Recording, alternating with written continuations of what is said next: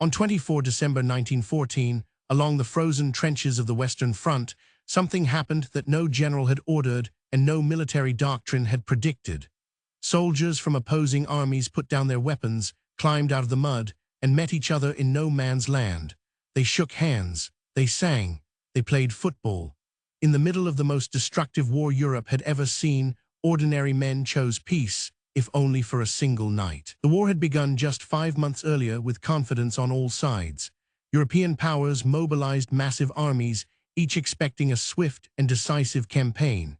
By Christmas, those expectations lay buried in the same mud as thousands of dead soldiers.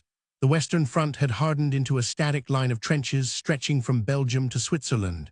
Both sides were exhausted, cold, and far from home. The men in the trenches were not hardened killers. They were farmers, clerks, and factory workers who had answered their nation's call. Many had more in common with the enemy across the wire than with the generals issuing orders from distant Sherrocks. The shared misery of trench life created an unlikely bond, a human recognition that crossed the line of battle. In the days before Christmas, small signs of the truce began to appear.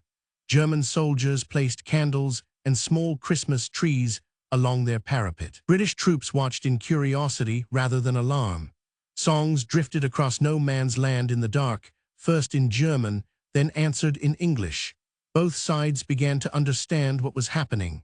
On Christmas Eve, soldiers from both sides began calling out to each other. Voices in broken English and broken German exchanged greetings. Then, one by one, men climbed out of their trenches. They walked toward each other across the same ground they had been ordered to kill each other on the day before. Officers on both sides quietly allowed it to happen. The meetings were cautious at first, then warm. Soldiers exchanged cigarettes, buttons, and small gifts. They showed each other photographs of their families. In some sectors, the two sides buried their dead together, a grim but necessary act of mutual respect. In others, they played impromptu football matches in the frozen mud, using helmets as goalposts. The exact score, where it was even recorded, was never what mattered. The truce was not universal.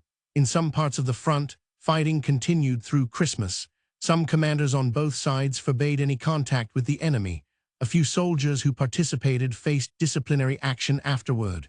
The informal ceasefire lasted hours in some places, days in others. By the new year, the guns had largely resumed. The British and German high commands were alarmed. Military discipline rested on the dehumanization of the enemy. What had happened on Christmas Eve threatened that foundation. Orders went out on both sides forbidding any repetition. In subsequent years of the war, similar spontaneous truces were actively suppressed.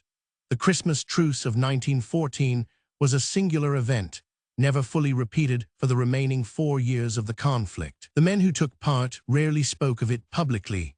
Some kept the memory private for decades. Others described it in letters home that survived the war, letters that now form the most direct record of what happened. Private Albert Morn of the 2nd Queen's Regiment wrote that he had shaken hands with a German soldier and could not explain why it felt so natural. That confusion, the dissonance between the human moment and the war around it, runs through almost every account. The Christmas truce did not change the outcome of the war.